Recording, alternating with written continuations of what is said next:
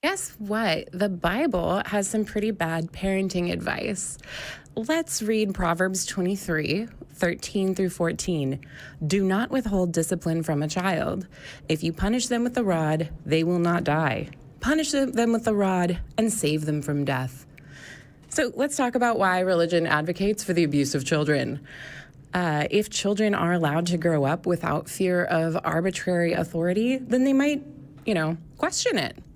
If children are allowed to question, be curious, and develop ideas of their own, then they're not going to conclude that there's a sky dictator that they have to follow, let alone your specific sky dictator. So religion falls back on violence against children because at the end of the day, violence and threats of violence are really their best argument.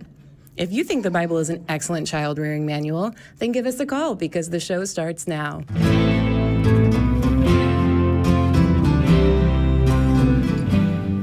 Welcome, everybody. It is October 29th, 2023. I am your host, Johnny P. Angel, and I'm here with Sofia Spina. AKA Smokey the Bear. Yeah, and I'm William T. Riker from that one universe where the Borg took over, and they're not going back. The Borg are everywhere. So we're having a good time with a bunch of people in the audience that I think we need to show the people in the audience who are here right now. There we are. It's our in-studio show. We're so glad to have everybody at the Free Thought Library in front of a studio audience. And we're here to do the Atheist Experience, which is a product of the Atheist Community of Austin, a 501c3 nonprofit organization dedicated to the promotion of atheism, critical thinking, secular humanism, and the separation of religion and government. Before we get to our first call, we have one that looks pretty darn good, more than one actually. I wanted to give you last week's results of the Share Your Experience question. And last week we asked for wrong answers only. What's the real definition of the soul? And our number 3 answer from Knut Thompson said the real definition of the soul is clapping on the 2 and 4 beat. Which is excellent. That's a good one? That's a good one. I think that's a good one. I would say not to stereotype all white people, but particularly as a white person, sometimes it's hard to, I have no problems clapping on the correct beat. I'm not sure Fair if enough. it's the 1 or the 3 or the Fair 2 enough. or the 4. Number 2, Chris Grafeo, definition of soul, 1 part funk, 1 part groovy bass line, and 2 parts swing, add a pinch of horns if you want it to be a good soul. I like that one. I get that one. I feel like I like that one. I'm a simple person, so I think the first one was shorter, and so I comprehended it a little faster. Brevity is the soul of wit. But I still like this one. And number 1, perhaps you'll like this one the best. Mr. Perfect Cell says the real definition of the soul, Aretha Franklin. The only correct answer. 2 words. 2 words couldn't be said better. Thank you so much for your contributions. We have another one this week. It never ends. And this week, what's the best comeback for I'll pray for you? And I'm going to ask Sofia that question for the first answer. So initially, I feel like I want to argue with it or say something really witty back, but I've decided to go for pure confusion and just say, Gesundheit. That's pretty good. We are going to take your answers. They're going to be in the comments. And I have to say this, I love this. We get the answers to these questions keep rolling in week after week after week, but you only have a week to answer it to get entered into this contest to be in the top 3. And so tune in next week to find out what the audience comes up with in the comment section. We'll read the top 3 answers. All right, now we're going to go on to our first call. And I think I want to take a call from, can we do Daniel? Yeah. Is that all right with you? Let's talk to Daniel. Daniel's a guy coming out of Texas. And Daniel wants to discuss how we went from atheist to theist due to the moral argument and the problem of knowledge. You're on AXP with Sofia S. and Johnny P. Daniel, tell us more about this, won't you? Yeah, how are you all doing today? Doing great. Very well, thank you. Yeah. Walk us through the argument, if you could. Sure. So I actually used to watch the show. I know that's not exactly what you asked, but when I was an atheist, I used to watch the Atheist Experience quite a bit. So it's kind of interesting to be talking to you guys. as a theist now, as a Christian.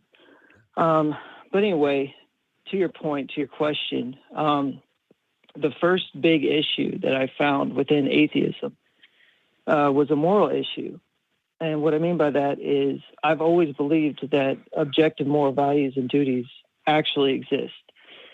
And what I mean by that is that things like murder and rape, these things are actually wrong. Like, even if everybody in the world thought that they were fine, like if everybody said, oh, these things are good, they would still be wrong. It's outside of human opinion that moral facts exist. And I've always believed that. Why? And Why do you believe it? I want to. Really, it's the why, and I get that you think that they exist. I would argue that they're wrong because I don't want to be either of those in my lifetime. But tell us why you think that is. I think it's just completely intuitive. It's the same reason that I feel like I can trust in my senses, or that. Okay. I'm sorry to interrupt, but if they're intuitive, define murder. Like you said, it's intuitive that murder is wrong. Intuitive. Yeah, I'm saying it's intuitive that things like murder are actually wrong. Okay, but again, like, are you murdering someone if it's in self-defense? Is it murder if it's outlawed by your specific government? Is it murder? Is abortion murder? There's so many different ways to define this one word that we're already going to run up against something that shows that it's really hard to make an argument this is always true. I'm not just talking about murder. Of course, but you could say it for anything almost. Moral values and duties. Well, let's stick with murder. We're on to something specific, and I think we're on to something good. So if it's intuitive, what you think it's intuitive because it's objective. Is that your argument? It's an objective moral value, and we're plugged into that with our intuition? Yeah, my argument is that it's actually wrong to do certain things, like things to a child, for example.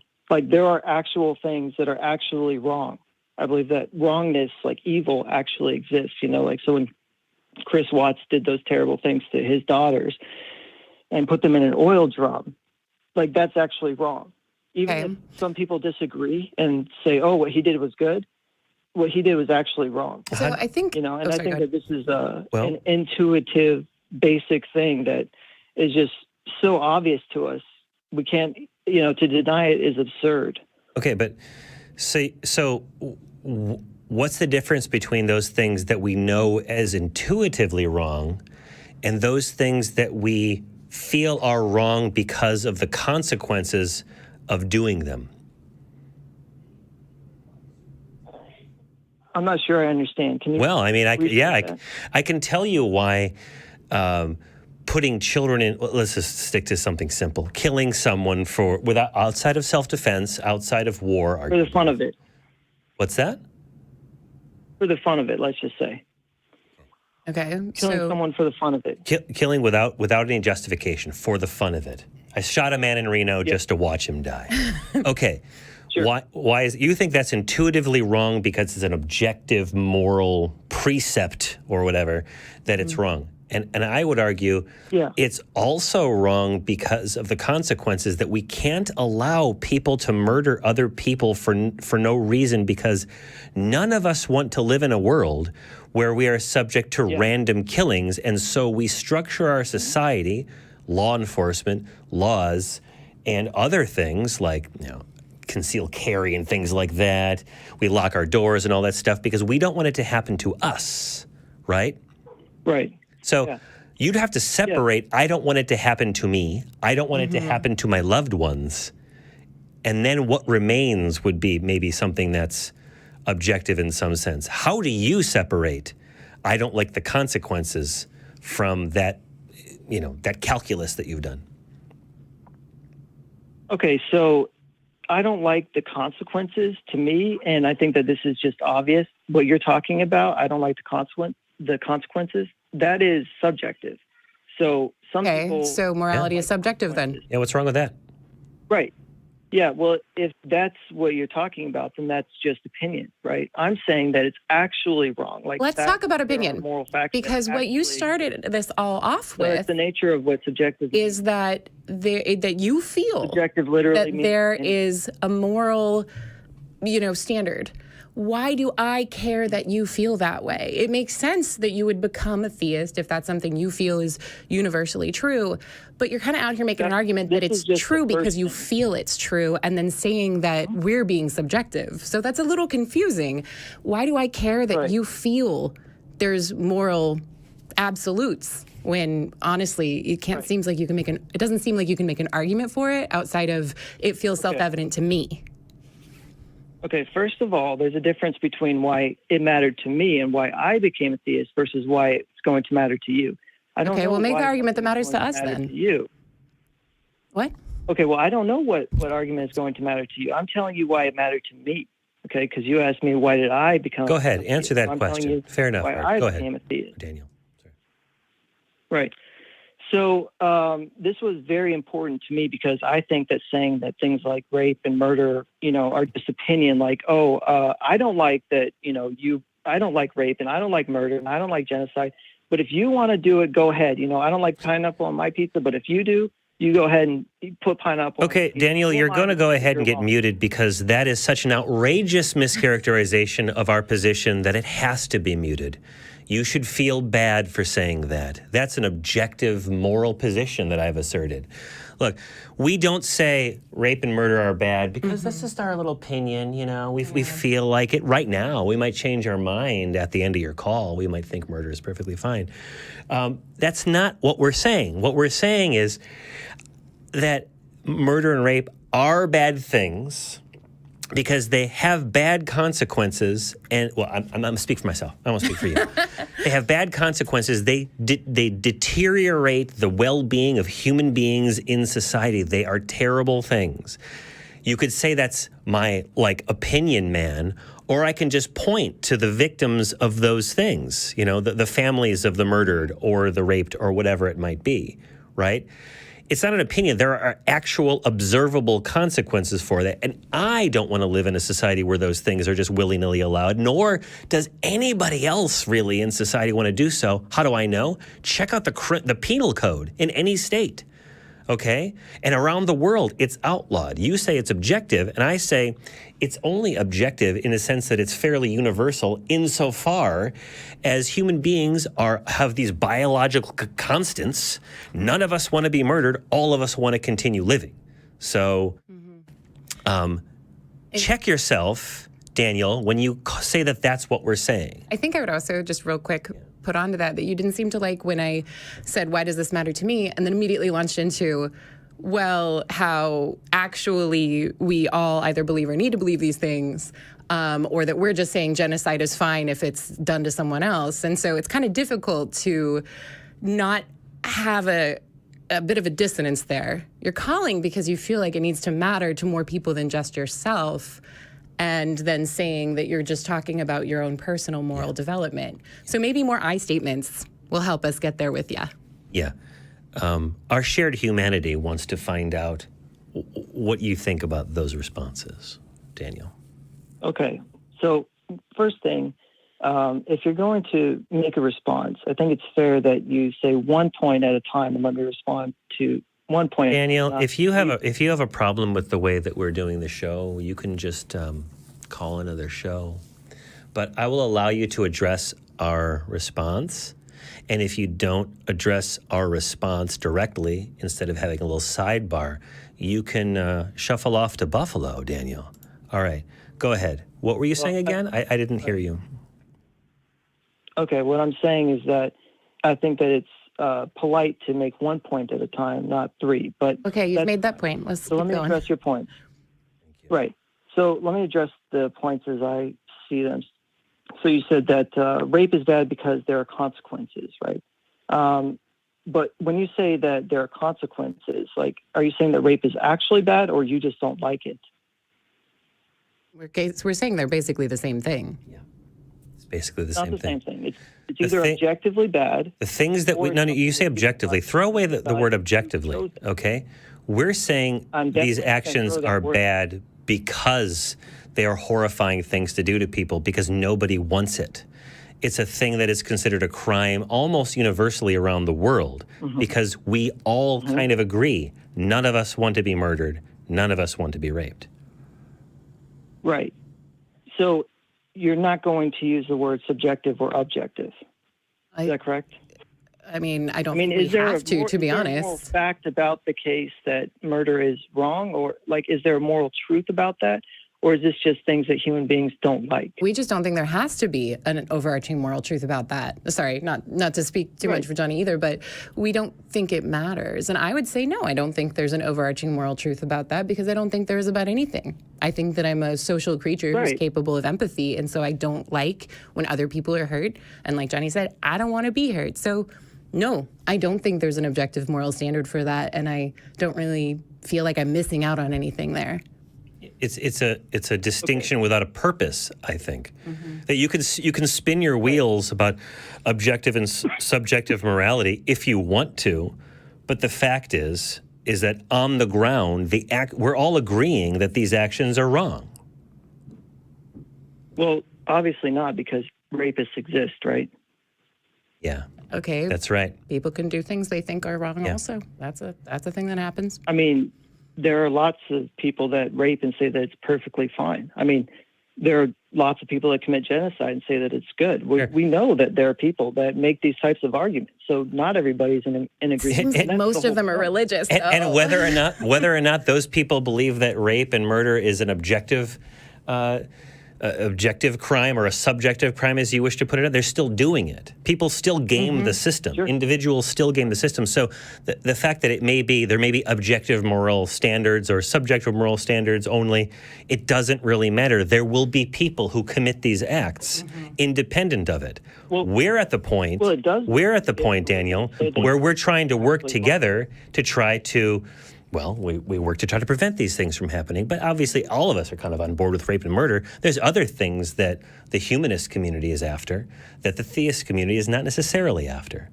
So perhaps you have another point to make. Go on. Well, the argument that I'm making right now is that God is a necessary precondition. In other words, God must exist if moral values and duties objectively exist. And then the second premise is that objective moral values and duties do, in fact, exist. Therefore, God exists. And we just say no objective moral values don't. So, I mean, I think that we fall down on that point and we've kind of gone around it a few times. Yeah. Well, I actually have 6 syllogisms. Oh, yeah, I bet you do. The 6 syllogisms are really dynamite. And let's have one syllogism. Okay.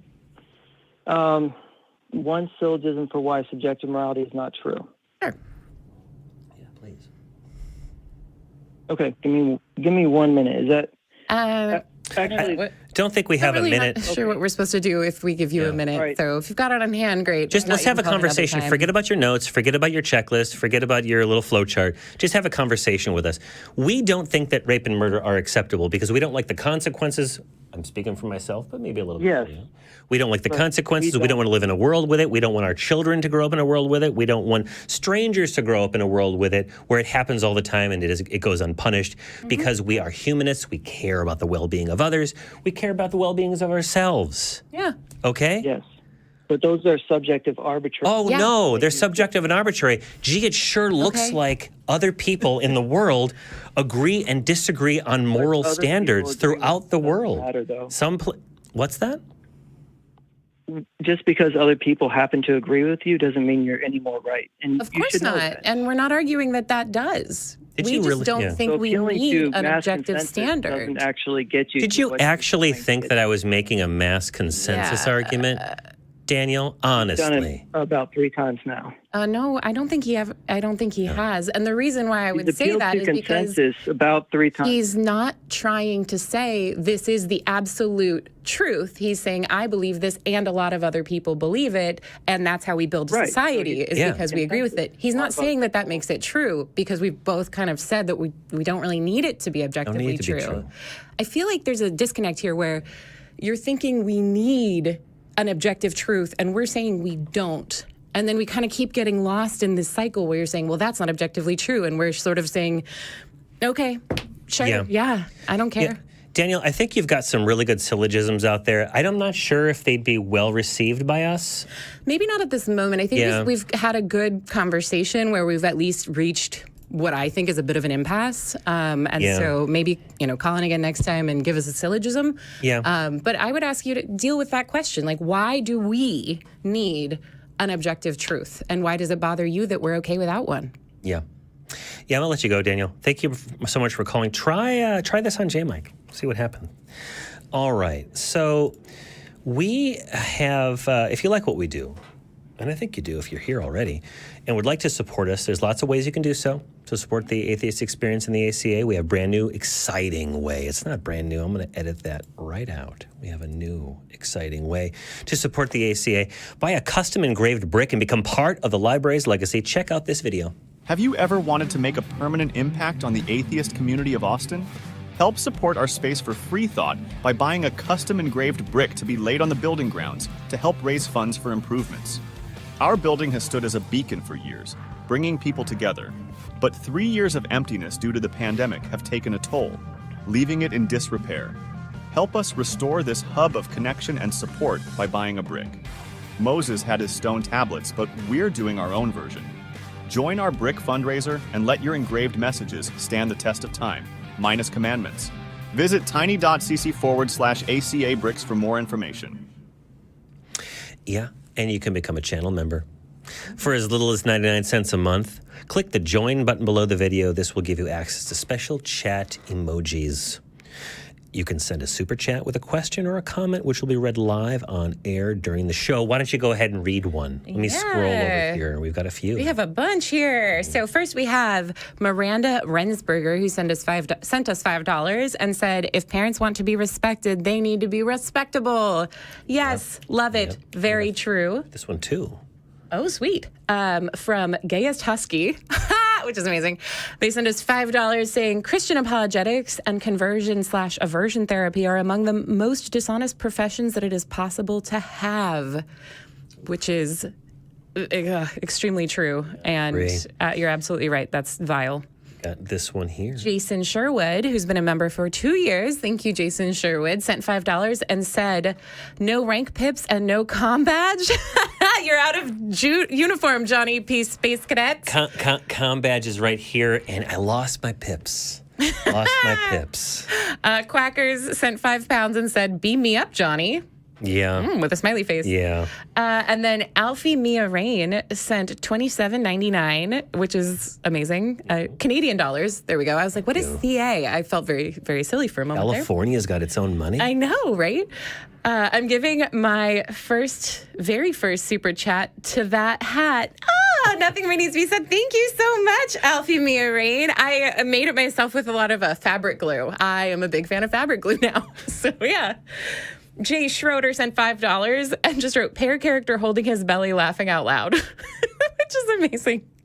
And Jim Barrows sent $20. We love you, Jim Barrows. You're amazing. Jesus, I believe that you are the Son of God and Savior. I believe that you died for, I feel to me it's important that it's the number 4 and you know that. Yeah. For my sins and rose from the dead. Forgave me for my sin and fill me with your spirit today. I choose to follow you for the rest of my life. The rest of my life as Lord of my life. So, I mean, if there's a prayer to be said and Jim can be saved now, then I guess there you go. He gave us $20 at the same time, so it might be a little bit of mixed messaging. Guess we're losing Jim as a host of the show. Sorry to hear that, Jim.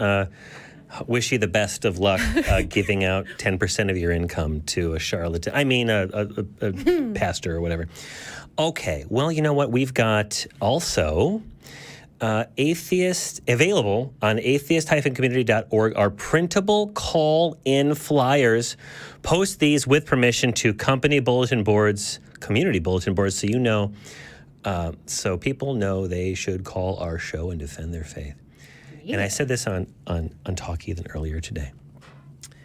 Get permission before you put them up inside of a building. You are an ambassador of non-belief to groups of people who might think that you are the devil in disguise. And in fact, you're not. You're just a person that wants to support conversation and mutual cooperation and maybe debunk a few bad ideas. So go in there with a smile. Don't go anywhere where you feel you might be in danger in any way. This is something you want to do it? Do it. I'm going to do it. But, I'm going to be careful when I do so. All right. So let's go on to our second caller. I'm thinking we go to Art. Art's out of Pennsylvania, and he says that consciousness is the basis of everything. Art, you got Sofia Spina, you got Johnny P, and we want to know more about this thought that you have. Please explain. Great. Thank you. I can shred the objective moral value argument in about 10 seconds if you want to hear that, or I can go straight to the topic I called about. Your choice. Let's go to the topic that you called about first, even though I love that you're calling him being like, that guy, Yeah. But I want to hear what you have to say. Okay, sounds good. What I'm saying is, and this is an argument I've heard, I've turned it over in my mind, I don't see a problem with it. Maybe there is. Maybe you guys will tell me one. What I experience are sensations in consciousness. I experience 5 kind of physical sensations: sight, sound, smell, taste, touch. I experience emotions. I experience thoughts. Now, that is the sum total of what I experience. And the idea of matter is a theoretical construct. It's something that explains my sensations. If I see a cup, like the idea of a cup tells me that if it's rotated, what I should see. It tells me that if I hit it, I should hear something, that if I grasp it, it should feel a certain way. So the idea unifies my sensations, but all I really know exists are the sensations, because any sensation I could have in a very vivid dream. So I could dream there's a cup there. I'd have the exact same sensations if I were dreaming vividly, but there would be no cup. And this is an old idea. In philosophy, you've got the brain and the vat. You've got Descartes' evil demon. I'm sorry. Did you? Sorry. Yeah. Was it Bishop Barclay? Yeah. Now, Bishop Berkeley went further and said there is no matter. I'm not saying that. I'm saying all we know, all you experience is sensation. And the sensations are changing. They're temporary. So if you believe you have an enduring identity, it can only be your consciousness, because that's the only candidate that I could see. In other words, in this view, your consciousness is kind of like the light that shines on your thoughts and your emotions and your senses. And that consciousness has been there since you were 5 years old. It's the same consciousness in this view. But your thoughts, emotions, and physical sensations are changing every second.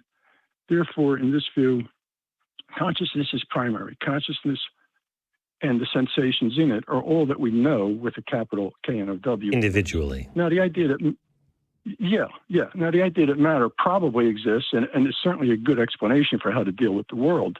I've got no problem with that.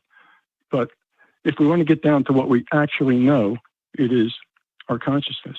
Yeah. And so that is, okay, that's basically it. Okay. I like that. I think the only thing... By the way... Oh, sorry, go ahead. Yeah, go ahead. I was going to say, and just one more thing. People, I think that the idea of an eternal soul going on to heaven, forget about that. But I think that some people in the religious writings I've read use soul to mean our identity. And I think you can credibly claim that when some religious people use the word soul, they mean consciousness. But maybe they don't. That's another story. But since I just thought I'd throw it out. Well, the ancients had other concepts of soul, like the potential for intellect, or the potential for, I guess some sort of, like the nous, the concept of the nous in ancient times. I think, sorry, were you going to? Please go ahead. When I think about that concept of soul as identity, it was something when I was a very religious person, I was always stricken by the fact that we talk about our soul as being this fundamental part of our essence, like you're talking about identity. And then if there's a traumatic brain injury and your personality fundamentally changes, it's like, what happens to your soul? Did your soul change? And that was always really confusing to me, because there was supposed to be this big metaphysical answer for why we were the person that we were, but then that could change because of our brain chemistry. So I really like your thought about consciousness here, partially because consciousness can be easily tricked. It can be changed. The only thing I disagree with you there about is that you mentioned consciousness since about 5 years old. I would argue even if we can't remember everything that happened before that, a lot of our consciousness and what we're able to, how we discern things is formed before that, which is me being totally pedantic, but that's the only thing I would throw out there. Well, respond to that, and I have an observation of my own.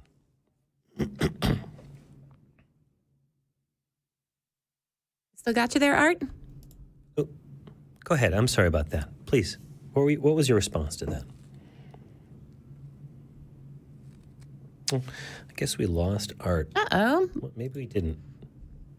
You're. Oh, there you go. Sorry about we that, hear you Art. again. Looks like some technical issue. Oh. I don't Please. know. Okay. What I was saying was I didn't mean that 5 years old was anyway special. What I meant was if you believe you're the same person that you were at 5, well, I mean, your personality has changed, your body has changed, but if you believe that there's something has persisted from that age till now, I'm saying it can't be consciousness, but if you want to say it's consciousness was there earlier, fine. 5 was arbitrary. Yeah, like I said, I'm being kind of pedantic about it. And this is my observation then to that would be that the consciousness, the thinking thing that I am now is not the thinking thing I was 5 years ago, 5 minutes ago, and certainly not when I was 5. That there's parts that have been added and there's been parts that have fallen away, lost in time, like tears and rain.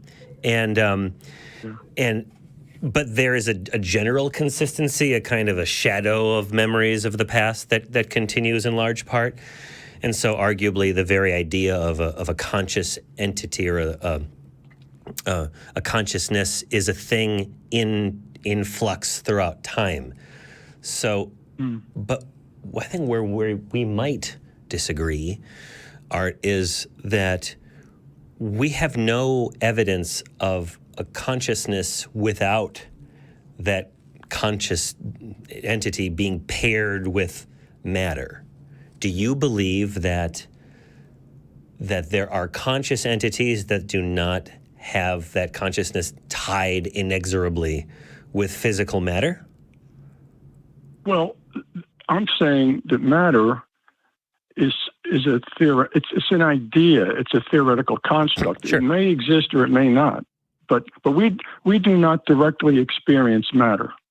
We only directly experience sensation. Okay. Well, then I do not have a sense for sensing trees or cups or. Sure. But and I think that's probably true. Where everything is filtered through the senses.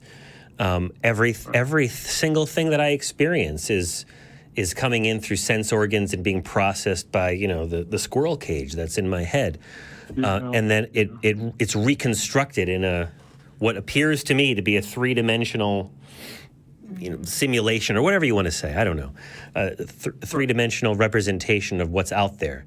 Now, is that talk heathen mug, is the flying spaghetti monster, is it exactly that color white? Well, that doesn't make any sense. It only looks like that because my senses, my rods and cones, and my brain do all of its magic to make it appear that way. And of course, they don't look the same to me as they do to Sofia because I'm colorblind and some things look differently.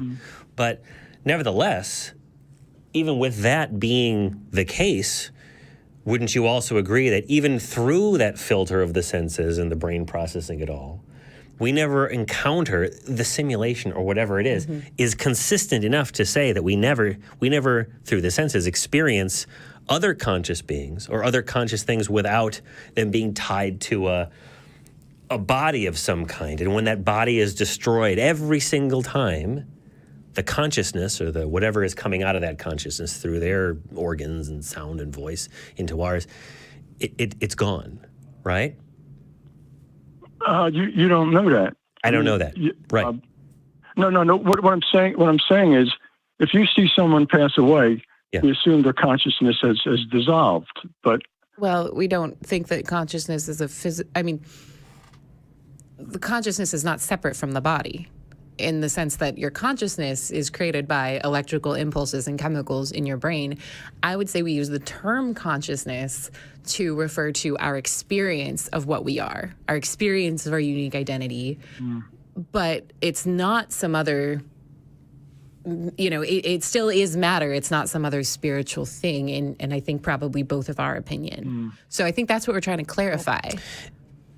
Well, maybe this would help. Imagine you're a security guard. You go in the building, you go up an elevator, and you see monitors. You see a monitor of the loading dock, a stairwell, whatever. All you see are the monitors. The monitors in this analogy represent the sensations. You assume that the loading dock and the stairwell exist, but you never get to go there. All you have are the monitors. Okay. So yeah. if you assume that matter exists, then you can, but I don't. No, I get it.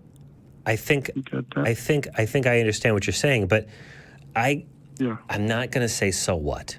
That's not what I'm going to say. But that's what I'm thinking. But what I really mean to say is all that might be well and fine, that I can't prove that I'm not a brain in a vat, to use that tired phrase that's very applicable. Right. Fizzling with chemicals and being I don't know, impugned upon by cosmic entities, the elder gods, whatever it might be, okay? Elder gods.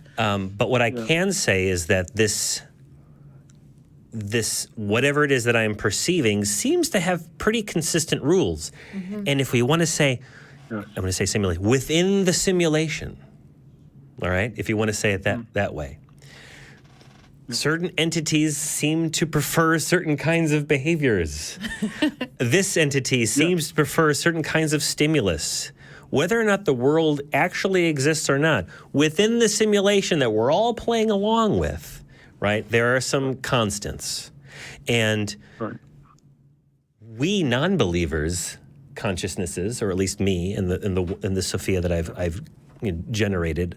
The essence of Sofia. The essence of that Sofia. You're experiencing right now. We want a world that is based upon, I'm speaking for myself perhaps, I think this time, where human beings are given dignity, have equal chance to thrive and survive and flourish and pursue their own dreams and not be oppressed by other entities who have, dare I say, superstitious notions about the universe and tell other people how they should live their lives and what kind of people they can be, except insofar as those people can't kill. Their right to swing their fist ends at the nose. So it's one of these things where, like, cool, but we're rooted in the real world, or at least what appears to be the real world.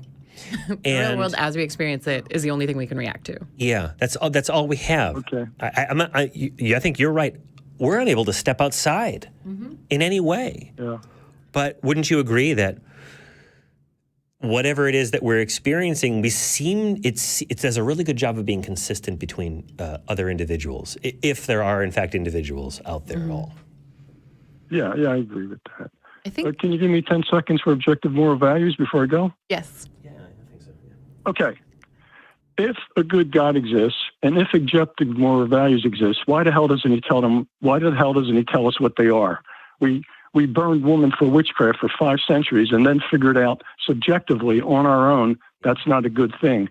We had slaves for a few centuries, and then subjectively figured out that's not a good thing. If there's a good God and there's objective moral values, why the hell don't we know if stem cell research is moral? If I could probably name 50 different things. Yeah, you could. So that's my answer. And I have one more thing to say. Live long and prosper. Yeah. Peace and long life, Art. Thank you so much for calling. That was a good one. What Thank a lovely you. person, yeah. Yeah, very good. So we don't always have to agree on everything and have a good time and learn a little bit about the world as a result. Okay, well, we have podcasts. We have a channel. It houses all the shows of the ACA in audio podcast form. Visit tiny.cc/AEN podcasts. And there you can listen to all the latest shows from the Atheist Experience, Talk Heathen Truth Wanted Nonprofits, which is, of course, it's the flagship show, right? You were about to say that? Flagship show. Obviously amazing, wonderful, genius, beautiful, unprecedented. Yeah. And any other show we've ever done is all available on there. So go ahead and take a look at that. That's a good time. Good time is had by all. Okay. So... I know. I see it too. Shall we? Let's do it. Let's tread carefully. Let's go carefully, whatever his name is on that episode. Okay. Michael, listen to me carefully. You are a gentleman from Texas, and your parents performed exorcisms on me because I have schizophrenia. I want you to tell me what your experience is, and we just want to hear about it, okay? Please share. Okay. So basically, it's been about 7 or so years since I was diagnosed with schizophrenia. And I've just been going back and forth from being an atheist to being a believer. And I recently got back from Ethiopia, and this was in January. And my mom took me to a baptism site where there's a geyser that shoots up water from the ground, and they tie about 100 people surrounding the geyser. And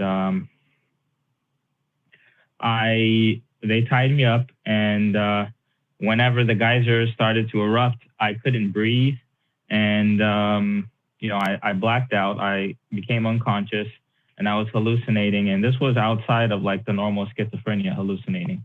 This was like full on, everything was changing.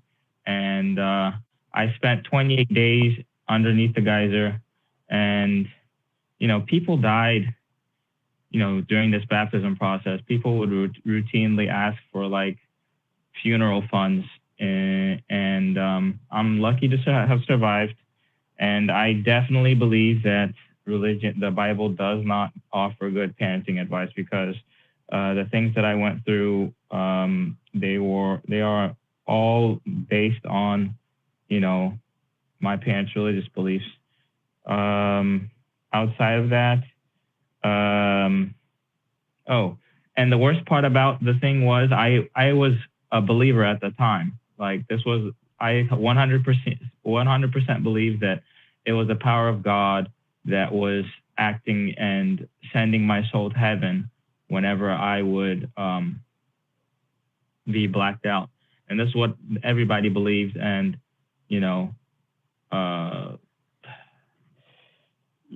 outside of that, my mom has like performed exorcisms on me at home. And I would hear the voices. I would hear the voices of the demons. She would communicate directly with them, and I could hear them.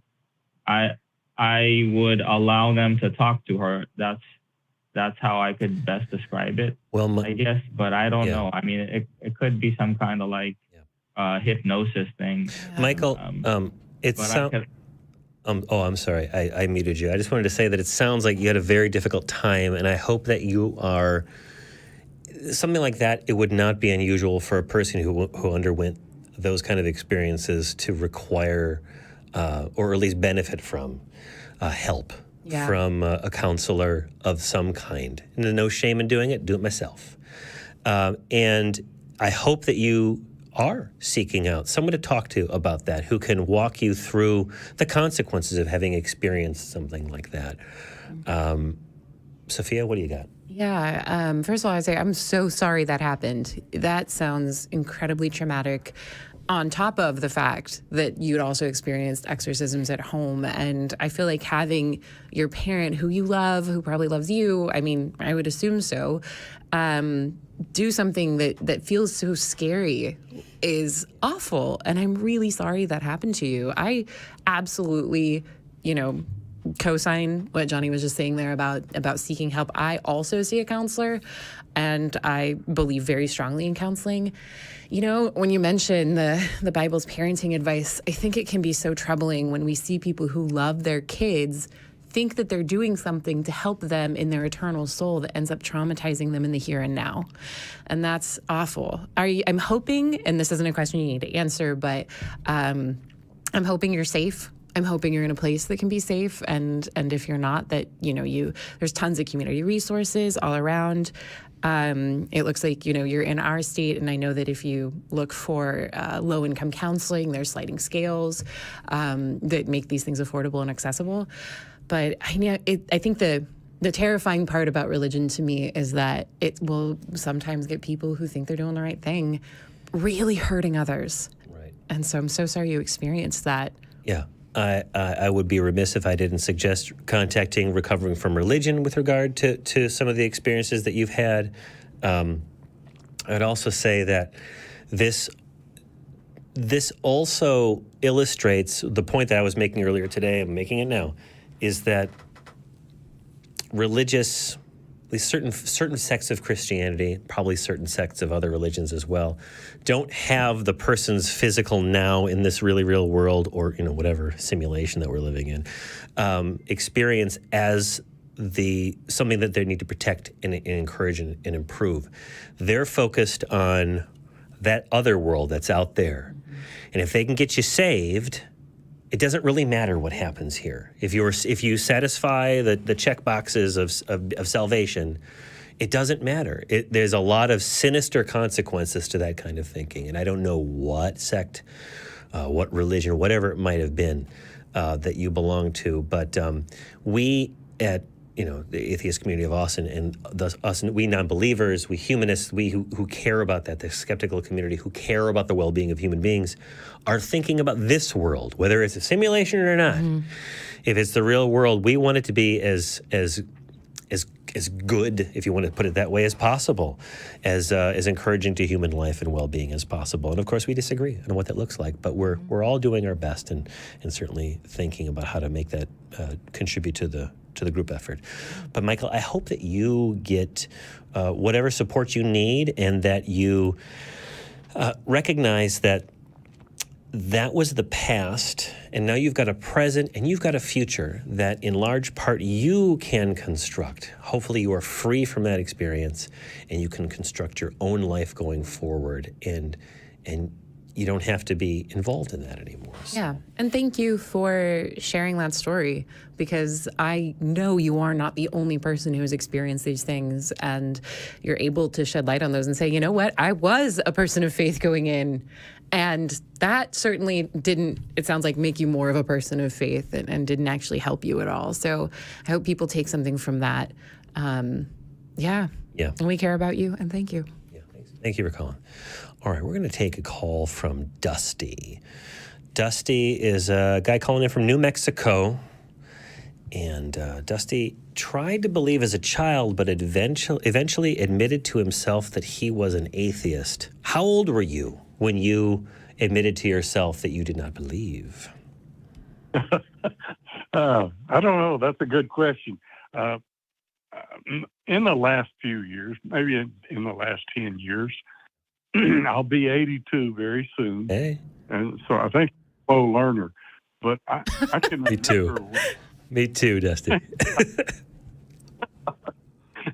I can remember when I was a kid, I had all these questions. My mother was, she knew the scriptures. Mm-hmm. I mean, she could quote the scriptures, and she was an alcoholic. And so I had all these questions, but I can remember once when I asked I don't remember what the question was, but I asked her, and she told me the answer, and I said, well, that's stupid. And she said, well, what do you think? You know more than God? And so I thought I had to believe. Yeah. And I tried to for a lot of years, and I even went to church, but it was very dissatisfying, And I wrote checks to the church, and I wish I had that money now, but I finally, when I retired young, I retired at 57, which congratulations. Yeah, and so when I retired, I decided I'm going to find the truth if it's possible for me to find it. And so I started reading books, and I read more books than you can shake a stick at. Shake a stick at one. Yeah. Yeah. Well, you can shake a stick at. Your arm would get really tired. All right. Dusty, you're my kind of caller. Go on, please. Go on, please. It's been quite a journey, and I find myself now. I get pissed off at myself for believing for so long, because I look at these stories in the Bible and they all seem so stupid to me. I mean, I don't know how you're so patient with some of these people that call in. I'm just, I'm impressed.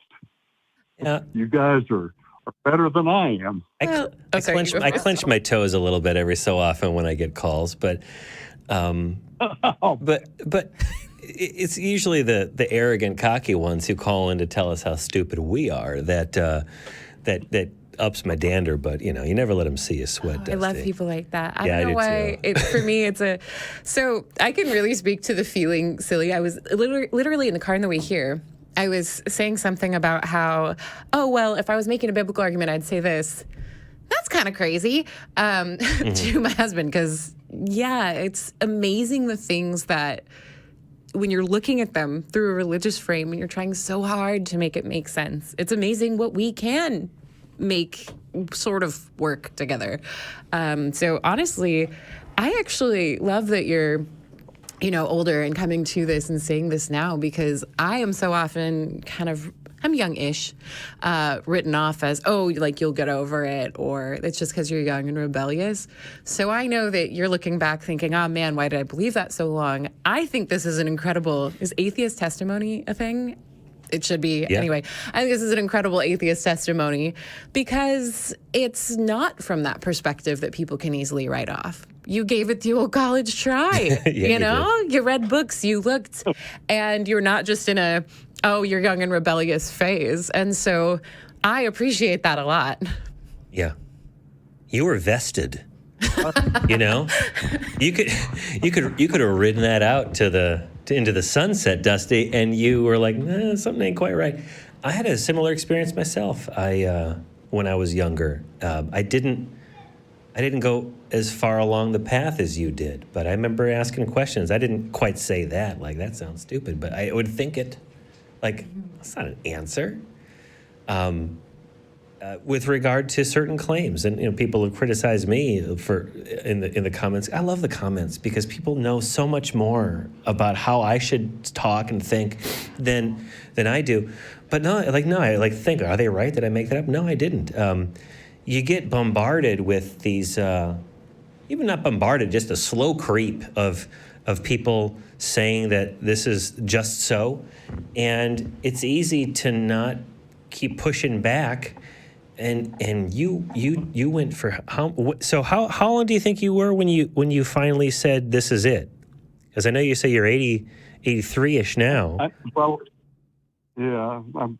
be 82 very soon. Okay. Yeah, don't age him. I'm sorry. 10 years ago. You seem very mature, so I sorry. No, but you were how old do you think when you finally said no, this is not me? I think I was about 72. Maybe a little sooner than that, but it was hard for me to go public before about 10 years ago. Honestly, that's incredibly hard. Yeah. So I had old questions all my life. Well, let me ask you this: as you've been around for a while, been around. Have you seen the world change? How have you seen the world change toward the attitudes of non-believers in your 82 Good question. years? Because we only got so much to experience. Yeah, I live in a retirement community, and most of the people that live here are religious, but there's a handful of us that are atheists, and I don't know. Seems like I'm accepted by most everyone. I live in a retirement community, and so it's all older people. Yeah, but I don't have any problems with anyone. Nice. I think it's fascinating. That's a family that have problems. I'm going to be headed there at some point myself. With any luck, I'll be in a retirement community someday, and I'm wondering what's it going to be like for me, because I'm going to be in your boat, running into people who might have gone to church the whole time. And I know a lot of communities. My grandmother was in a nursing home way longer down the road than you're at, and she had services all the time. Well, what's it going to be like if I'm in a similar home and everyone's going to services? Will there be that peer pressure that you feel when you're younger? Will there be peer pressure that you feel at the end to conform, to just go along? I don't know. Yeah. Well, I haven't really experienced that in this community that I live in. The people are pretty accepting, and of course, I'm a nice guy. I get along with I love how you're nice and you're not having these problems where you're like, I couldn't stand those people. I'm like, the people who call in, I bet you could. I bet you have a lot of patience with folks, and that's the sense I get from you anyway, is that you're just lovely. Yeah. Well, I appreciate it. comments, and I do appreciate your show. I've learned a lot, and I've learned to be a little bit more tolerant with people that are still pretty religious and still trying to convert me. But your show's really helped me, and I don't see how you're as patient as you are. I noticed Matt, sometimes he gets really upset. You can tell by his body language. Yeah. I think really gets upset. for me, it helps to look at it as, you found your way out, I found my way out, and they haven't. So I know that sounds kind of paternalistic and condescending, but if it lets me take a deep breath and have some tolerance for some people that I'm feeling agitated with, then yeah, sometimes it helps. Just be like, they're still wrestling with it. I think I cooled off a bit in my 40s. I think if I'd have been doing this show in my 30s, I would have been much more yelly, shouty, no, you're done. But I'm not there now. I got a coolness. Plus, I work allegedly in a very conflict-based profession, and so I get a little bit of it out of my system when I'm doing my job. What's that? What profession were you in? They tell me I'm a lawyer, and so Tell me, rumor has it. well, rumor has it, word on the street is when I do that, and even then, I think this also gets me cooling down. So between work and these shows where we're hearing people who are just actively trying to destroy your position on a particular subject, it leaves me just post catharsis. I'm like, yeah, it's cool. I don't see it the same way you do, but if you want to talk about it, but it's been a good time so far, and age has cooled me down a little bit too. Well, it's been great talking with you, Dusty. Thank you for watching. It's good to know we got some folks out in New Mexico and retirement communities that are watching. I hope that you call back and tell us that you've got a little enclave over there of folks. Yeah. You take care of Johnny, it. Sophia, I sure do appreciate you taking my call. Of course, thank you. Thanks for It's calling. been a pleasure. Have a lovely day. All right, that was great. Dusty's cool. When I was younger, I think I might have said this before on the show. When I was younger, my no offense to my cousins, the Angel Clan or whatever, but All offense to his cousins. they were squares. They were so oh no, I don't want to be 16. I'll be square. I don't want to be 20. They're so, they're not cool. And then I started making friends that were older than me, including the folks here. And I was like, I can be 60. I can be cool. I can be cool 82. Yeah, I think something that I just want to throw in there with atheist community can be hard to find. And when I first started coming here and having community with other atheists, particularly older atheists than me, I realized how much through church I was trained to be so pleasant, but so not myself, because I knew that there would be a hammer that dropped as soon as they figured out what I actually believe, who I actually am. And being able to be around older atheists who are lovely, wonderful people who already know me in an authentic way because I don't have to hide from them is incredibly encouraging. And so I'm so thankful for older atheists because it makes me feel like that. Well, this older atheist is very appreciative. She's never been pleasant around me, so it's fantastic. I'm terribly nasty behind the scenes. Yeah. Oh God. Okay, we've got an audience question. Let's go out to the audience cam. What do we got? Hello? You hear me? Hello. Hello. Oh, here you are. Just thought I'd ask, do you have any opinions on blind faith? I just don't see how it leads to like an accurate belief in God.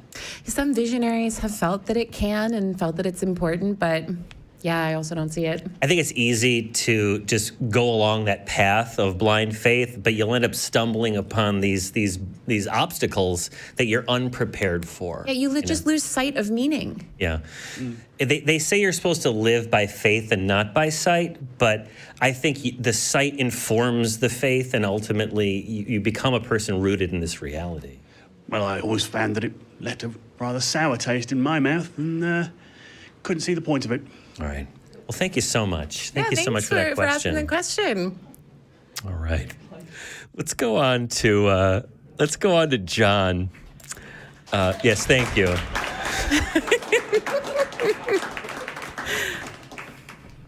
John's calling from Canada, and John says that he's said the lack of God and religion led to the shooting in Maine. Oh gosh. Okay, John. Tell me about this, John. Yeah. How do you figure that one, John? Well, if more people believe in God, there would be less entitlement in the world, which then leads to violence and evil, and that's precisely what happened here. Oh God! So you didn't hear about the Middle Ages? Then let me tell you something. You're a little late to the party, John, from Canada. There is this concept called the Middle Ages. All right. And during the Middle Ages, there was something called the Crusades. And there was all kinds of people that believed in God. No way. Yeah. And they couldn't stop killing each other over those concepts of God. And then a little later, they got into like the pre-Enlightenment period where they had disagreements about the nature of God. And then even within the same general religion, within Europe, right? And they started killing each other because they were Protestants and killing each other because they were Catholics. But it's the same faith. It's the same darn thing. I know. Also, let's talk about this. There's all kinds of people in like different kinds of cults that believe in God and spirits. A lot of times. Yeah, but that's the wrong one, right? That's the wrong one, but they don't know that. They think it's the right one, and then they drink Kool-Aid, they kill each other, they go on killing sprees. It's amazing. So, John, I don't think you've gotten the memo, but belief in God or gods does not equal peace and tolerance as far as I can see. But maybe you've got some new data. Go ahead, John. What do you got? Well, when you talk about the Dark Ages, you forgot to mention the Renaissance, you mentioned the Enlightenment. All that stuff. Did mention the but Enlightenment. I'm not talking about the Middle Ages. I'm not talking about a long time ago. I'm talking about right now. Right. See, evil is permeating all over the United States because people are looking for something to believe in other than God. So people start believing in therapy, woke, all that stuff. They believe in therapy and woke. They do. Did you know there's a lot of woke Christian people? That's what's happening here. There sure are. And Christian therapists? Yeah. What about, are they just wrong? What is it? I didn't hear you. There's a lot of woke Christian people, and they're not shooting anybody. There's a lot of Christian therapists also not shooting folks. Yeah. I don't see how that's bad or even contradictory to your own faith there, John. Well, but you see, that guy that's shooting, he had mental issues. Yeah. Okay, so therapy would have been bad for him? And they let him go because they let him go because they don't believe in hard punishment. Oh, okay. So you think punishing him because of Jesus would have helped? What kind of punishment did you have in mind, John? Yeah, we're kind of in two different things. He should have been locked up for the rest of his life. So Jesus would have done that. That's what is that? You're saying that it's the lack of faith and God and religion. So how would God and religion have punished him harder? That guy is just a symptom. Oh, what's the disease, John? The disease is lack of faith. Lack of faith in what? Lack of faith in what, though? Faith in God. Like a faith in God. Oh, I guess that's therapy. So when people they didn't have a lack of faith in God, let's say during the Middle Ages.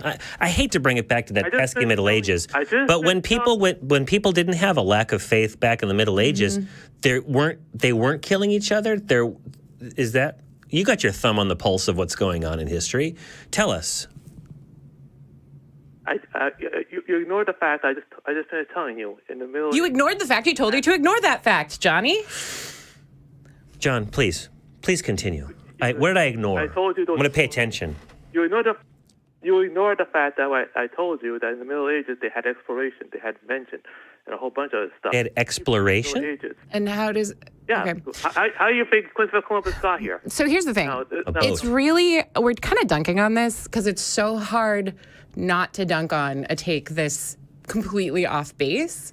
I think if you let's just make a list of mass shooters and talk about where they come from and why they said they were mass shooters. It's oddly, incredibly rare that they are super like militant atheists or even have these hallmarks of being irreligious. A lot of them come from religious homes or even arguably do these things for religious reasons. So I think that if you're looking in the face of why people say they commit crimes and saying it's not that, it's this other thing I made up, it's really hard not to just sort of dunk on this take.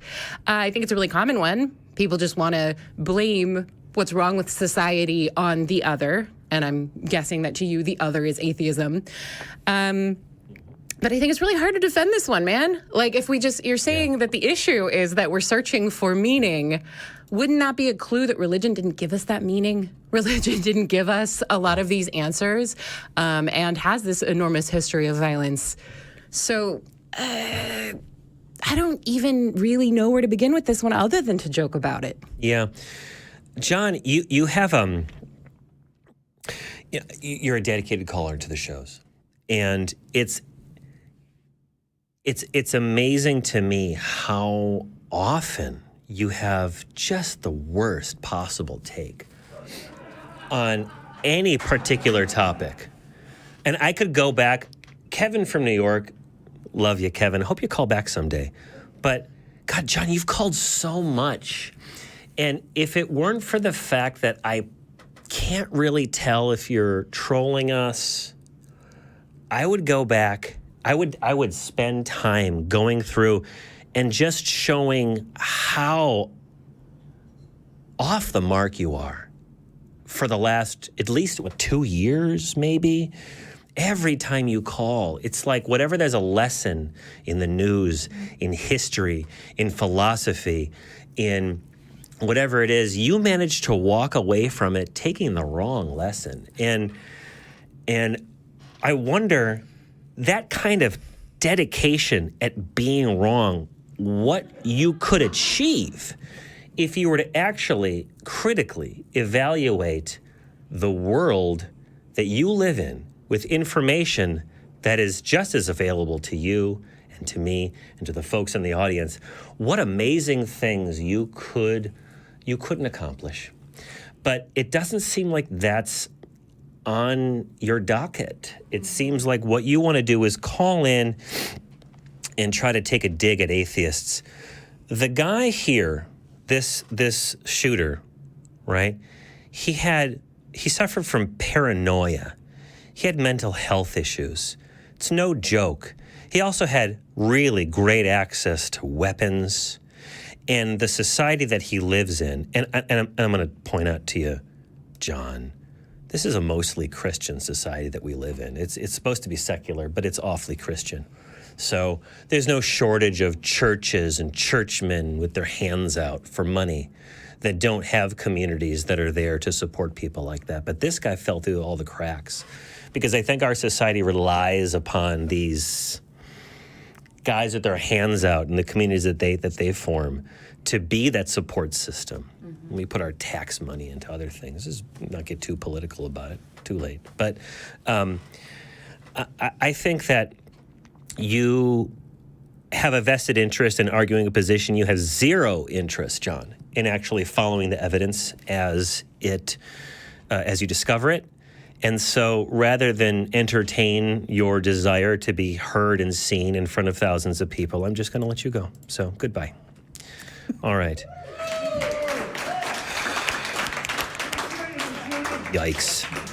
I shouldn't be smiling after that, but that was a very good, I think, summary. And I feel like in my heart, there's this sadness of, we do have hearts, by the way, atheists, knowing that he's not going to be the only one out there. No. Saying these things and arguing this. And I just hope if there's anyone listening who's like, no, but he was right, think about how you can support the folks who are suffering from a tragedy like that instead of scolding them over how they should have believed what you believed all along. Yeah. And also not to make the shooter a sympathetic character in any way, right? Because there's lots of ways to deal with your issues. But there are folks out there who fall through the cracks, whether it's the shoddy safety net created by religious charities and groups like that, our desire to, take more decisive action on enforcing things rather than preventing people to get to that point. We need to be more social. We need to be more active in finding the people who are vulnerable to these kind of situations and put our arms around them and bring them into the fold. However that works, while still being safe, because you can become a victim of a person by trying to help that person. You've got to find a way. Organizations, we're always trying to make our connection with those organizations. Let me move on to our next announcement, is that we have merchandise Kind of a harsh slap in the face Wow, between that and merchandise. Let's think. How can we do that segue without a way that feels really mercenary? Be like, and it's important to support organizations that are advocating for changes in the system, not just to individuals. One way you can support an organization. And not just the AC, but if you did want to support the AC while you're supporting those other organizations, you can work clothes, merchandise to support us in the work that we're doing. We're not the only voice out there who's doing work to help get good ideas out there into the world, but you can visit our store and you can buy T-shirts. We got a new T-shirt that says all of the evidence for your God fits in the box below. You may have noticed that there isn't a box. It's almost like there's no evidence to put into it. Well, you can go ahead and look there at tiny.cc/merchaca to get them now. And we want to thank you, crew, for putting this show together every week, especially this in-studio show where you're getting out, you're actually putting heart, putting actual pants on. Some of you are wearing pants and shoes here instead of just Bermuda shorts or whatever it is that you wear. Got cold here. Yeah. So also, it's only the brave that are going pants or pantsless. Anyway, sorry, continue. Yeah, right. So, but yeah, there's a lot we need to do, and this is what I've been harping on this lately. Right? You shed off your superstitious beliefs, and then some people think, got it, done. I won. Checkpoint. End of game. Where's the credits? That's not true. You've shed your religious beliefs, these superstitions, and now you're in the world. You've got to do something. And maybe what you want to do is work with people who are struggling with some mental issues, who are out there on their own. Make sure that they're connected, because that connection that you have actually can help you get the meaning that you're looking for. When you lose connection with this all-encompassing purpose that you have no say over, handed down from God, right now, well, I don't have any strings. I got no strings to hold me down, to make me fret, to make me frown. I got no strings on me. I'm going to get in trouble for doing that. Just going to keep going. Yeah. You're a real boy or girl or whoever you want to be. So, all right, let's go ahead and take a call from, let's take a call from Val. I want to hear from Val.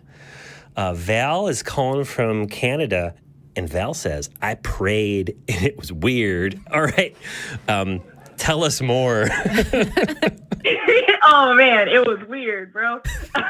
Yeah. So I was kind of disappointed. But it was Val. I'm an ex-Catholic, to kind of start off with that. And I recently had a wedding on Friday the 13th. It was Rin Fair themed. It was great. It was beautiful. With the exception, there is the stress that comes with the wedding, right? You reminded me of something, Val. Stressors. Go on. Yeah. Yeah. I had a couple extra stressors. I live in the Pacific Northwest, so there was always the chance of rain for an outdoor wedding. There's always the chance of an alt-right person showing up at the wedding. My brother did not show up, so there's that. But also, I ended up having one of my bridesmaids. She ended up in the hospital, the day before for an emergency. Wait, this was your wedding? Yeah, my wedding. Hey, congratulations. Yeah. Thank you. All right. Thank you. And so there was just that moment of I was in my bathroom, and not so much that I was worried of her not coming to the wedding and being there. I was legitimately worried for her. You're worried for your friend. Yeah. And I had this moment, and I was just brushing my teeth, and I was like, oh man, please God, let all of this be fine. And I stopped myself, and I was like, no. We're not, if we're going to do this, we're not giving it to God. We can't do this. Yeah. But there was still this need, this sort of I needed to get that stress and that energy out, I guess in the form of ritual, which it's what prayer is. It's ritual, right? And so I was like, all right, so what are we doing? What ritual we're doing? And I got married on a Friday. And for those who know, that is Freya's Day. That's what it's named after. And I was like, cool, we'll do this in the name of the Norse goddess Freya, because at least it's not to God. And it was weird. And and everything went fine. The surgery went fine. My bridesmaid showed up with an IV in her arm, and I told her she didn't have to do that. Yeah. That's amazing. It did rain, but after the vows. So, wow. Should have prayed to Thor. You know, I mean, it was just like, I'm originally from the Pacific Northwest as well. It's very bold of you to have an October wedding outside. So well done. That's incredible. It's like if there was fate or God, you almost tempted it to, mess with you, and it still came out correctly. Like, I think of prayer in those situations. It can be so automatic if you come from a religious background, and I'm always hesitant to tell religious people about experiences like this because I just know some of them would want to jump on and be like, oh, well, that's because you still secretly believe. But I look at it like journaling. You're putting it out there. You're like, I'm stressed. It's a way to make your stress outside of your body. We all know that's good for us. That's what journaling is. That's what a lot of meditation is. And so, it's weird in that moment, but I look at it and I'm like, you needed a release. It was a really healthy release. It's like a verbal journaling. I love that you dedicated it to Freya instead. That's amazing. We're always very pro-release here at the ACA. But that's good to know. Yeah, you've got my blessing. But your blessing. Yeah, well, if you needed it, I don't think you did. But I have a friend who is a very prominent atheist who does tarot cards, not because they believe that it's hocusy pocusy and that there's ghoulies that are getting into that cardboard, but because it allows them to think through their issue. I like to go to the gym and work out when I get frustrated. I take my dog for a walk, but then he usually frustrates me because he's a little bobo. But like some kind of meditation too. I've done that too. But I think the fastest way for me is to go for a run. But if you're preparing for your wedding, I doubt you have a chance to get all sweaty and gross. But I as long as you're recognizing, I think, not that you're asking permission anyway, but as long as you're recognizing this is a ritual, right? And you are sort of getting in touch with the various aspects, trying to externalize with the knowledge that you're not, whatever. You're going through a process to clarify and calm the mind and do something. That's probably why this meme of ceremony became such a successful one, is because it just works. Doesn't have to be anything out there for it to work. And I think we as humans, we like knowing what to expect. My husband and I play the what to expect game, which is just if you're going into a situation, like what will happen, who will be there. It's just comforting to do that. So I feel like ritual is it's comforting to have rituals. And I actually like tarot cards too, because they're like a good little therapy session if you're, talking about what's going on with you. How do you feel about it now? Like in looking back, you say it was weird. What's your take now? A couple weeks on.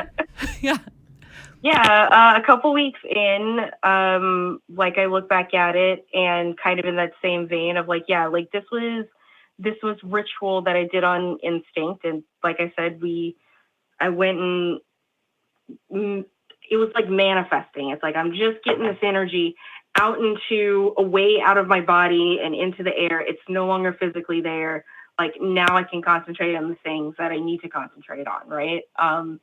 And I feel weird about it, but I don't feel bad about it. Like I'm not suddenly a Norse pagan. I like to role play as a pagan. I like to role play as a pagan sometimes, just because it makes life a little bit more interesting. That's very Northwest of you. A lot of dungeons. Yeah. Well, I'm not from here. I'm from Louisiana, and I'm up here because I decided to fall in love with a Canadian. So I French Canadian? Went from swamp to. Huh? A French Canadian? My spouse, he's Canadian. A French Canadian? No, he's not a French Canadian. Okay. I'm an actual Cajun person, so technically I'm already a French Canadian. But yeah, it was it was still weird. I don't know if I'm gonna make habit of it, if that makes sense. I have been one of the things, I think, Johnny, the friend that you're talking about, I know who you're talking about. And Yeah, you do. They were sort of an inspiration for me to sort of pursue atheopaganism as a way to, one, also like kind of decolonize myself because it's like, oh, hey, what were my ancestors before Rome came to Europe and decided to, like, what were their traditions? You know, little silly things like I don't call it Christmas. I say Happy Yule kind of thing. But yeah, I feel weird about it, but I don't feel bad about it. It's still, I'm processing it, and y'all are now part of the process. And love that. Yeah. Well, let me say this. Helped. One of the concerns I had about not so much about my friend, but about those who advocate for those kind of things, is that magical thinking can creep in, and the idea of sort of setting up a kind of ritual space, you know, ceremonial space to externalize these thoughts, these feelings, to visualize them getting out of you and getting out into someplace else. I think that's great.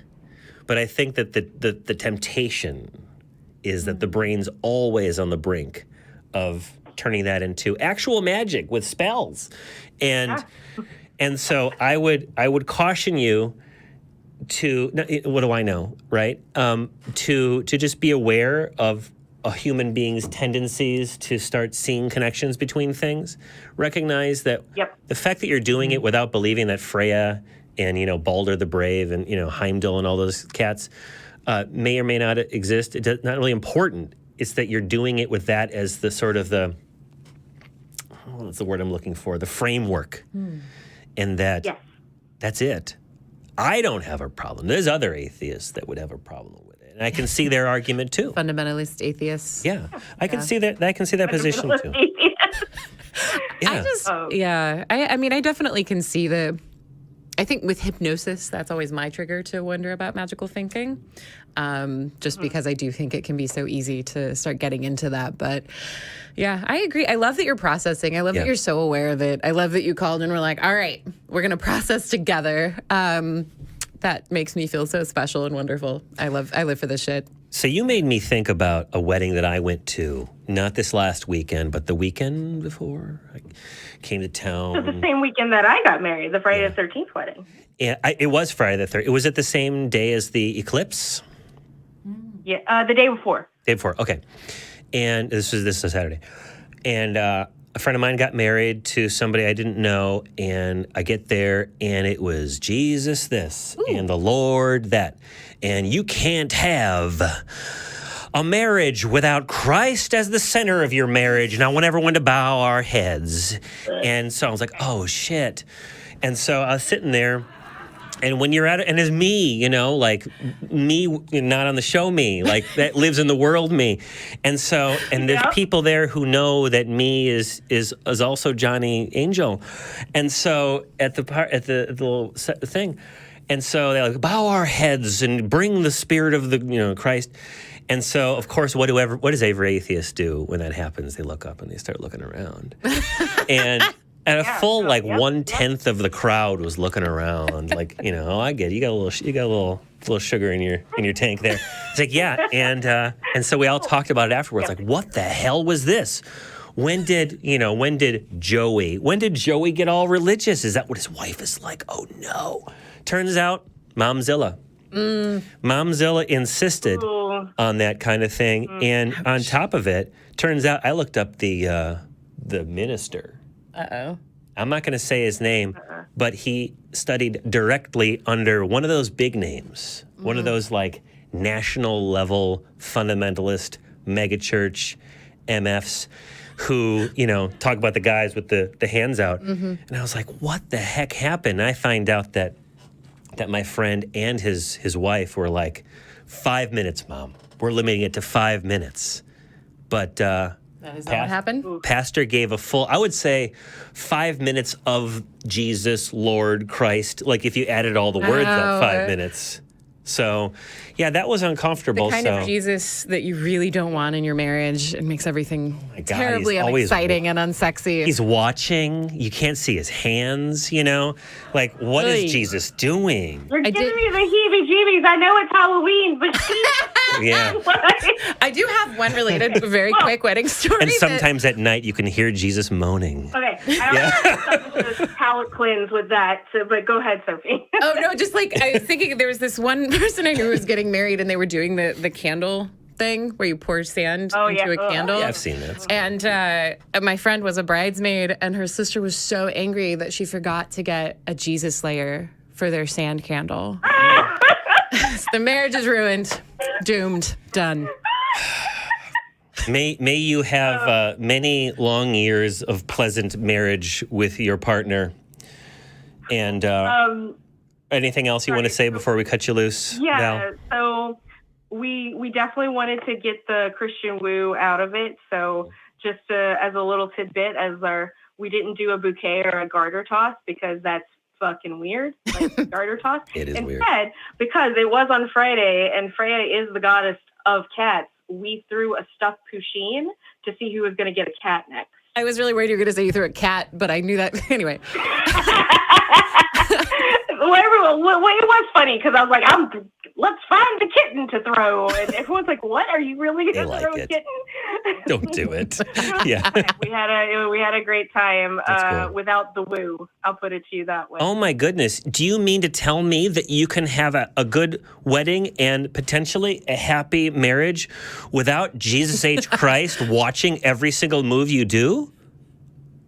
I really hope he didn't watch what we were doing that night. But oh, well, congratulations! He was friends with some pretty shady characters. I'm sure he's seen a lot. So no, that's true. All right, probably. Yeah, we're tax collectors anyway. Yeah, right. Thank you so much for calling, Val. Take care and call back and tell us how your many years of happy marriage has turned out. You too. Have a good one. Thank you. Bye. Right. We got super chat. We got super chat. Go ahead. Super chat from Rob Irwin for $10. He sent us some $10 in a super chat. It says, I appreciate the host costume today. You're welcome. Can $10 get me a second look at a blind lime? Let's have it. There it is. Very good. That is also a host of the program, Jamie, the blind limey. Just so I feel like they need to explain that just so somebody popping in isn't like, are they just making a lot of fun of blind people? Yeah. There will be people in the comments. I make a prognostication right now that someone's going to say that we're being ableist right now. It was his idea. It was his idea. I needed help coming up with puns. It was terrible. Well, all right. Well, let's take a call from Harsh. Harsh is an atheist coming out of India. Where does consciousness come from? Harsh? Yeah. Where do you think? Where do you think? Real quick. Thank you for calling. Welcome to AXP with Sofia, Spina, and Johnny P. Where do you think consciousness comes from? So actually, I don't have the answer, so I'm here. Oh, you're like, wait, what do you guys think? Yeah. Okay. What I mean is that first, I think we should differentiate what's living and non-living. Like when we say something is non-living, it's all made of elements and atoms, and everything just goes with the physics laws. And we are no exceptions, we are also made of atoms, and we don't have any special, thing going on in us. We are following the same rules that non-living things, such as like a chair would do or our computer would do. But is it really different from what we are? Like, we are the same thing, right? Like, yeah, when I think about, it's interesting when we were talking about the brain in the box thing. I sort of agree with you because my thought was the experiences we can say we have when we're talking about something like consciousness are still just physical experiences. They're still made of atoms in the exact same way that a chair is made of atoms. Yeah. And it's just that these it's chemicals reacting together. If we were just a brain in a box, it would still be chemicals reacting together. It'd still be physical experience, not spiritual. And so, yeah, I tend to agree with you. Consciousness, I would say, is just a descriptive term of a specific experience, like happiness is. It's something we experience because of chemical reactions, because of hormones. Yeah. But it's all explicable by physical reality. So, like, we can say that we are non-living or something. I don't know. I'd say we're a living thing made of potentially non-living components, if an atom isn't considered living. It's an arrangement of matter, yeah. aren't we? We're following the same rules as a chair or a coffee mug or whatever, in the sense that we're still subject to the four forces of nature and what have you. And we're not made out of special material, carbon and various materials. But we're arranged. Oh, I should be careful about saying arranged, because some would say an arrangement presupposes an arranger. I'm not saying that about you, Harsh, but we are configured. Configurer. We are organized. An organizer. We're organized. We're slapped together by nature, which is the ultimate slapper. The ultimate slapper. We done got slapped into this shape that has all these complex interconnections, both in our brains and in our bodies and our cells, with dare I say it, amino acids that are interacting with each other in such a way that there is a complex mechanical process, countless processes going on inside of us at any given time. So the question remains, I suppose, could we make a chair and repurpose a chair and put it in the exact same configuration as a human body and make that chair living and conscious? Well, we don't know how to do that. So, who knows? But where does consciousness come from? It seems to... God knows, right? Say again? Nah, nothing. Continue, please. Very good. Where does consciousness come from? It seems to arise from a particular arrangement of matter. And it's this is still a conspiracy, right? Like, we can't prove that because we don't know other complex things that resemble life. Like, for example, if we build an AI which is complex enough, can we consider it as conscious? Because, what can we say about that? I actually really love questions like this. I assume Johnny does too, because he's dressed up as a sci-fi character. So I think my main question about AI, and this is not a question with a great answer, I'm not an expert in this, is at what point can it experience suffering and be conscious that it's suffering? I think for me, that's an interesting AI question. I don't know if it will ever reach that point or if it will just imitate suffering in a way that we can't tell, and then we're in another ethical quagmire. I think that's a great question to land on, because there's entire fields of study focused on ethics around AI and ethics around experience. But I don't know. And this is such a lame answer, is that I don't have an answer, but that's a super interesting and exciting question. Yeah. I have had conversations about this recently, and I suspect that at some point, maybe not within my lifetime, that we will create synthetic brains that are complex enough that it thinks that it's self-aware, and we will arrange it in such a way where it does our bidding. We will arrange it in such a way where it can't resist. Where it will at some point, and someone's probably going to type in Measure of a Man down here in the chat from Star Trek The Next Generation Season 2, but it'll get to the point where we will have created an entity that cannot resist, and then we'll be faced with, we're going far afield of the original point of the call, but but we'll be faced with acknowledging that we've created a moral conundrum that was totally within our power to never have created to begin with. But we've persisted in the study to develop and sophisticate artificial intelligence. And then we'll be called upon, using our famous moral compass, to not do that anymore. And you know how good humans are about being compassionate for the sufferings of people that are different from them. I think we are setting ourselves up for synthetic slavery in some way. And maybe that's fanciful, but I'm just concerned. I'm just asking questions. So, I still have one more thing, that when you said that we can build synthetic brain or maybe like consciousness or something, but still we can't prove it that it is, if it is even conscious, like I can't prove that if you are conscious. I mean, it could be just you putting input into my brain and I'm giving output. Like, how will I even start this conversation? How will I know that you are the real thing? I guess when I look at it, when I'm thinking about for my own moral choices, I think I can't rely on proof that something I think is suffering is in fact suffering. I can't just say, well, you look like you're in pain, but how do I really know?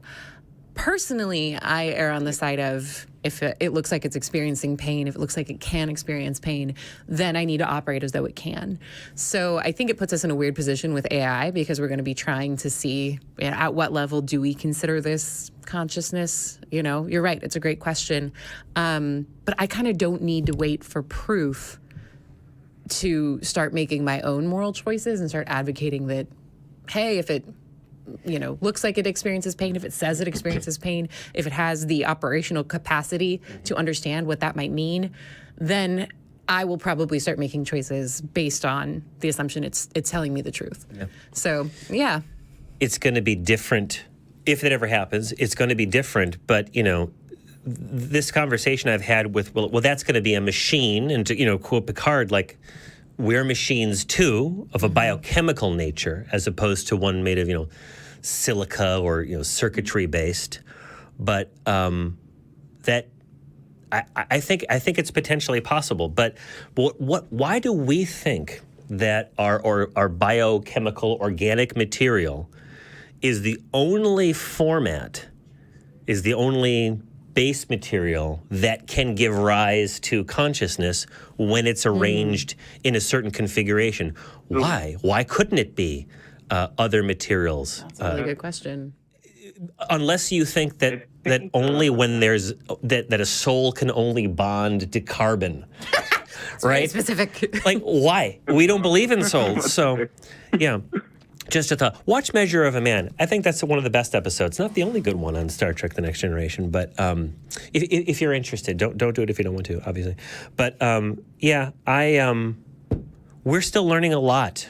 We've got some hosts who specialize in this kind of stuff. Shannon Q is a really good one to talk to, and she'll be back at some point, and we will talk about that with her.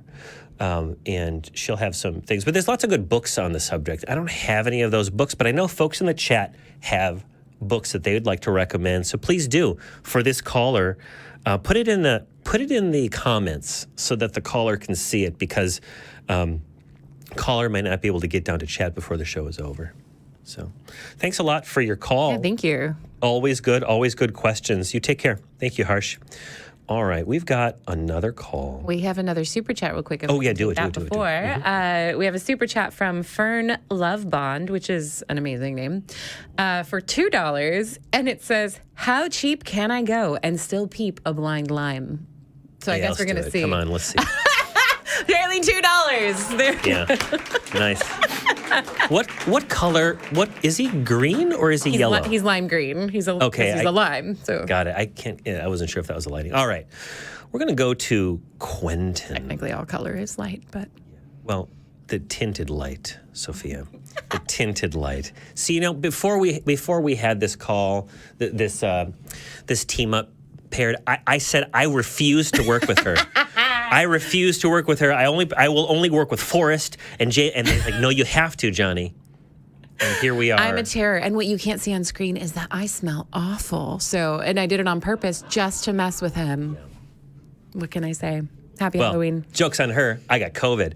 All right, so here we are. Quentin, you're coming out of Michigan and you're wondering if the existence of dissociative identity disorder is an argument against the existence of a soul. Could you do us a favor, and just for the audience and a little bit for me too, tell us a little bit more about dissociative identity disorder, and then let's talk about it. So dissociative identity disorder is basically like the medical term for multiple personalities.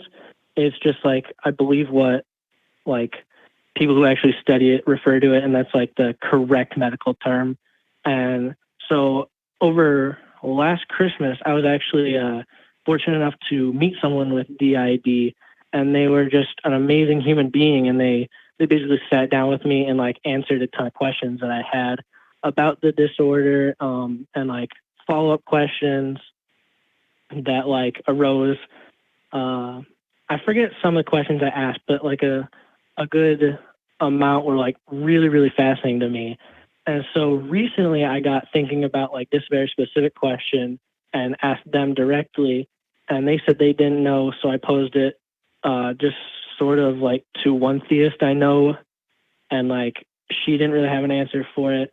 So the main idea is like dissociative identity disorder mainly occurs from trauma in childhood, and it's said to be like a defense mechanism.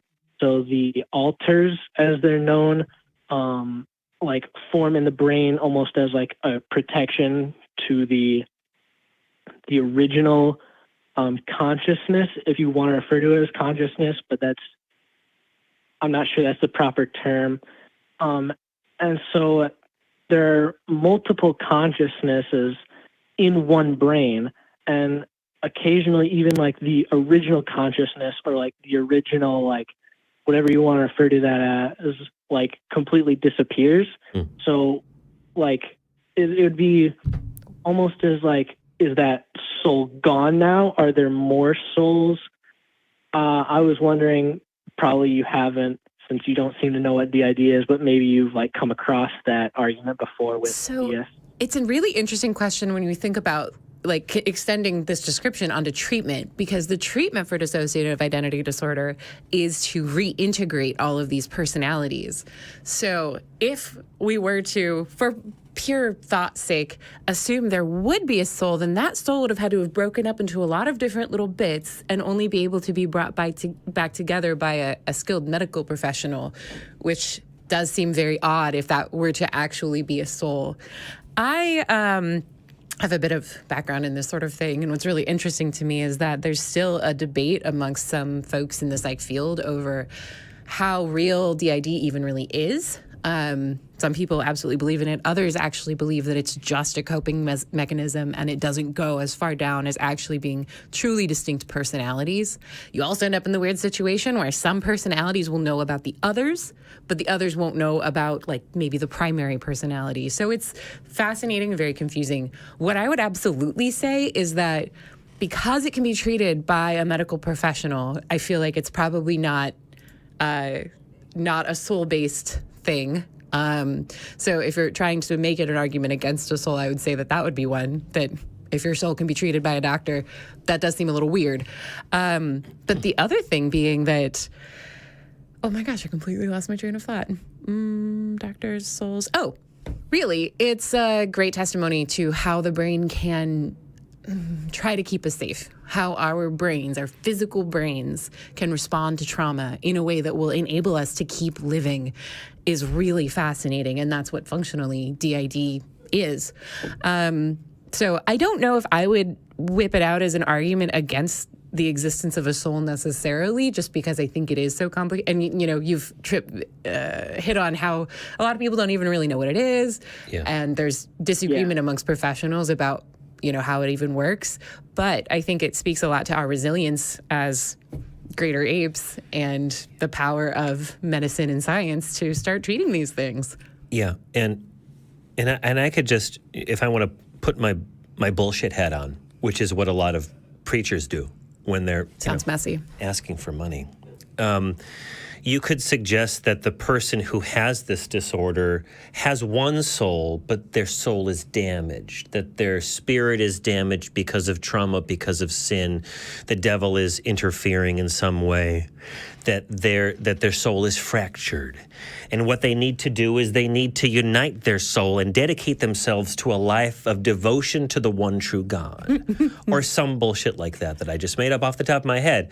I don't think it's necessarily an argument argument for the existence of the soul. It could just be, because I think there is some recognizing certainly amongst progressive or even non-regressive Christians, that that psychology is real, and that they might still recognize the existence of the soul, right? And perhaps in life they were harmed, but in heaven or wherever they will be made one. That can made whole. lead down a whole lot of ugly areas. I think that it's interesting, even if we were to say someone maybe believes this idea of the soul being fractured, that it's medical professionals and secular science that cures it, not preachers, is worth noting. Yeah.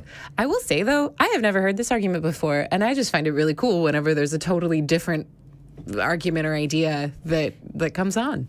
Yeah, we've had some, and with that, final thoughts, Quentin? We're going to let you go. Any final thoughts? I would be remiss if I didn't mention the fact that in my discussions with the system that had DID, they stated that they were reunited at one point, but that didn't seem healthy to them. So it is still progressing science as of extremely currently. So this information could have literally changed in the time that I heard this.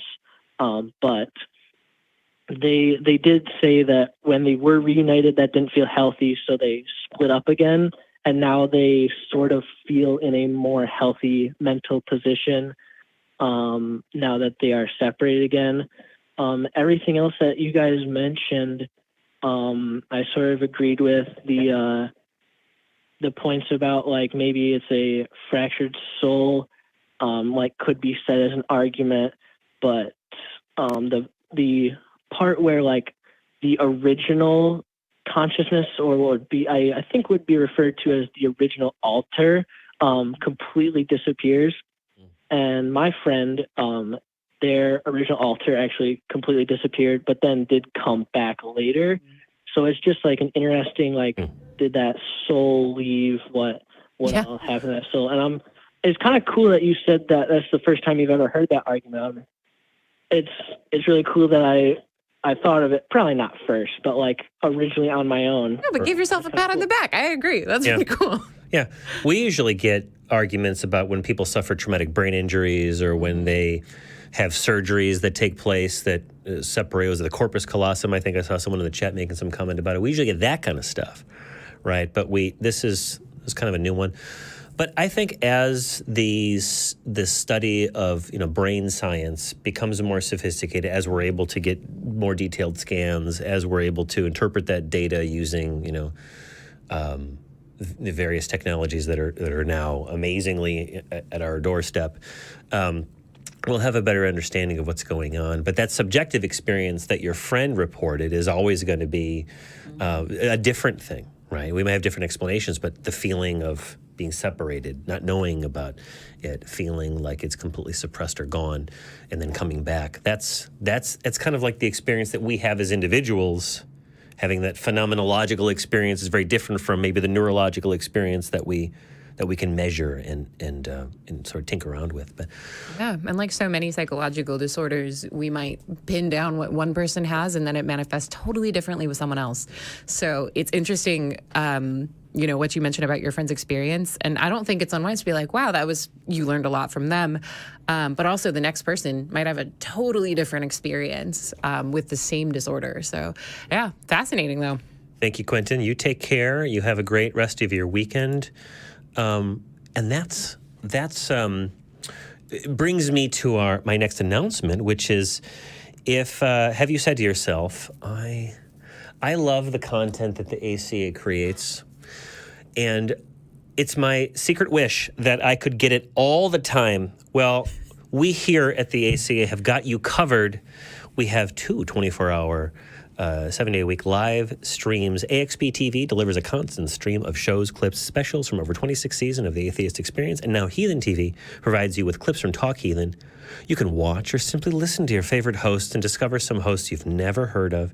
Visit tiny.cc/AXPTV and tiny.cc/Heathen TV to join in the fun. Question of the week. Share your experience. The prompt for this week is, what's the best comeback for? I'll pray for you. Enter your answer in the comments section below the video. Bless your heart. Bless your heart. Right? Good luck. Comment below. Don't put it in the chat. It's going to be lost. We're going to read it. Some of the folks in crew, I chime in on this sometimes. I'll like vote. Tune in at the beginning of next week's episode to hear the top 3 answers. Remember the bricks. The bricks. Remember the bricks. You can make a lasting impression on the ACA by participating in our brick fundraiser. Buy a custom engraved brick. Visit tiny.cc/ACA bricks. It's like stoning for a good cause. It is. It's a good, positive atheist stoning. Yeah. We don't, yeah. Oh, I gotta be careful. I made Johnny speechless. I gotta be careful. I was gonna make a joke. I'm like, let's not do that. Anyway, let's see the audience again, though. Instead, let's see what the audience looks like. Lights up. There we go. All right. It's great to have an audience. We got people in the back as well. Not everyone's up front. And it's so much fun to have people groan at my jokes. So I really appreciate them all being here. Sophia, you know, you were part of the cohort of folks that came in on our local auditions. Mm-hmm. And despite my best efforts to get you just banned from the show, you've been here.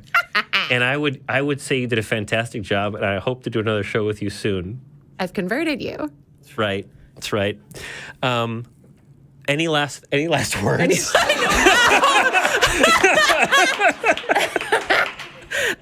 Sorry, I'm going to blow out the speakers by cackling. I'm going to say only you can prevent forest fires. That's right. All right. Let our prime directive for this week be to go out into the world, have a conversation that comes out good, and let people understand that we who don't believe in ghosts and goblins and ghoulies and tulpas and other such instances of supernatural thought are decent people who want to make the world a better place. Let's all do it. Thanks. Bye.